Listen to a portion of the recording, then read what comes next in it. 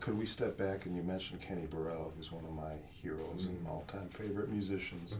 You worked with Kenny on a guitar project that he put together, and I know you're still in touch with him. And could you talk about your experiences with Kenny? Yeah, it was incredible, first of all, for a musician and a guitarist of his stature to reach back and grab two younger musicians of the same instrument, myself and Rodney Jones, who was actually an idol of sorts of mine when I was a teenager and late teens, and he was 20 years old or something and playing in Dizzy Gillespie's band. And so he was kind of a model, and especially because he was right there in New York and local and kind of in the neighborhood, really. And so when I found out about him, gosh, man, I bugged my parents every chance I could see him, take me here, take me there. To see Rodney, would hang out with him and want to be doing things in the same way that he was. So to be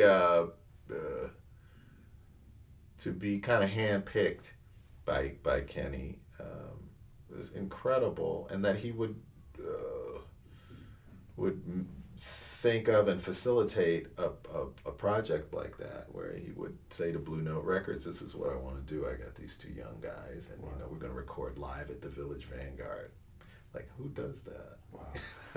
So this was back when you were in New York. I was living in Chicago. I still had a place in New York, but I was living in Chicago. I met him here, as a matter of fact. I met him at the Jazz Showcase. Somebody asked me to go sit in with him as a kind of to make up for a transgression, and I'll leave it there. And I did, and Kenny apparently liked what he heard and kind of started thinking about forming this group.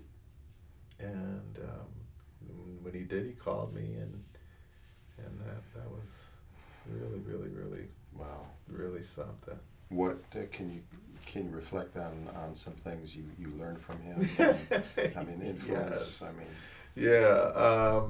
Well, one experience was with I have this kind of a fear of less so now, but then a big one of playing solo guitar. And I've turned down I turned down gigs because I was like, I can't do it.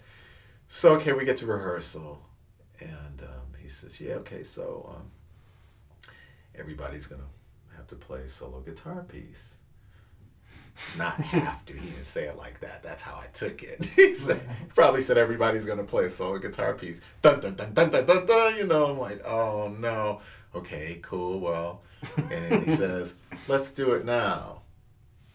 First thing. Rodney, first you rehearsal? go first. It wasn't the first, and we had played a little bit, but it was the first rehearsal. He's probably just checking, So Rodney played, and then Bobby, and I don't know what I did, but it was just like so awful, so embarrassing, and just like, oh man, and they just kind of left me there to lick my wounds, and no one said anything.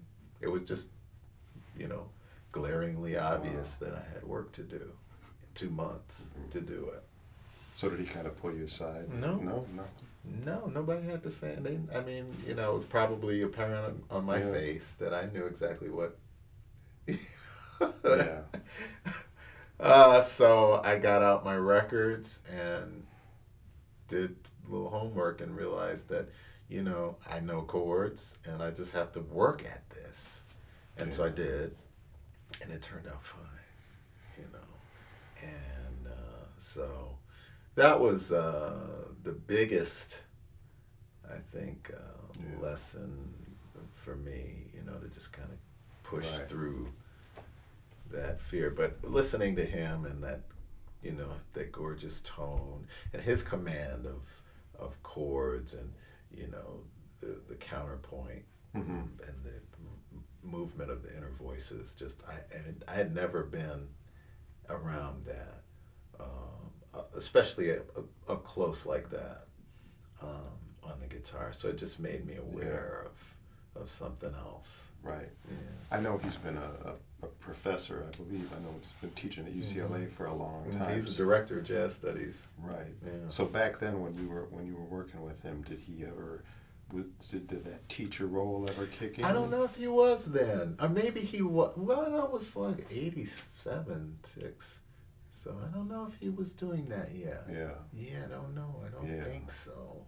But maybe because he was doing the like a Duke Ellington class during the winter months. And for many years, so it could be that he was right there then, but I don't know. He's also one of my favorite players in an organ trio setting. And is he one of the guys you listen to a lot? You know, I didn't listen to that much Jimmy Smith, believe it or not. My man was Charles Earlin because of those, that one Black Talk record. Just before I started listening to jazz or knew anything about jazz, I got that record. My dad brought that record home, and it went from his collection to my collection. Yeah. I was like, what happened to I don't know. What was it about the record? I don't know, just the feeling. Yeah. Just that palpable feeling of joy and swing. But to me, I didn't know anything, I didn't differentiate swing and this beat or that beat. It was just good. I liked it, or I didn't like it and I didn't listen to it. And I listened to this record every day. It was one of those. Yeah.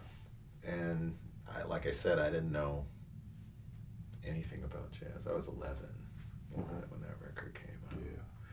So I like Pat Martino and his work with Don Patterson. And he had some records with Sonny Stitt and Don Patterson and him as well that I liked. And of course I like George and his group. Sure. Did you listen to a lot of the McDuff and George? I did listen to that. It came out as a double record set, and it was like George's first recording. Sure. So I was, of course, interested in that. And I listened to that a lot. It's funny listening to music back then. You go from listening to music for enjoyment, and then you become a student, and then you start listening for different reasons. But I was still underneath it all listening from a place of wanting to be satisfied. There's a place of enjoyment. Yeah. Even though I was trying to amass as much info as I could. It wasn't like I transcribed a lot. It was like writing down solos, but I was ingesting them because I could sing everything back. So it was working, but it was all about just finding the things that really spoke to me